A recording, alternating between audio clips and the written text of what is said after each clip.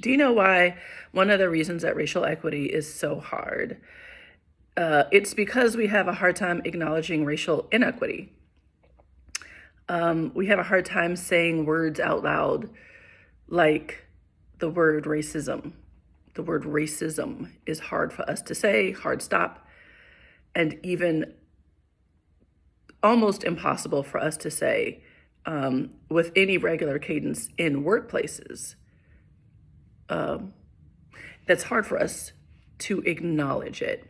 And perhaps it's hard for us to say and to acknowledge it because what we must swallow in doing so.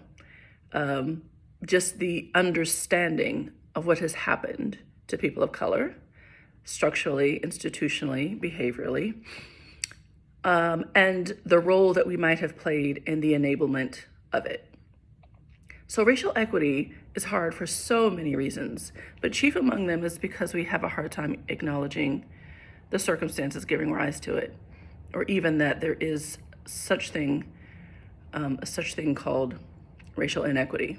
In fact, we can say words like man, woman, sexism, but we have a hard time saying black, white, racism. And doing so doesn't mean that we have to swallow any guilt about it. We don't have to feel super bad about any of it. We just have to acknowledge that there is an inheritance. That is kind of the reality that we've all been fed since the inception of time, our time together as countrymen, that has been built upon the framework of a narrative that's assigned to Black and brown people that is tantamount to deficit, giving rise to racism, giving rise to racial inequity. So just practice saying the words out loud. Say the words out loud. Start there.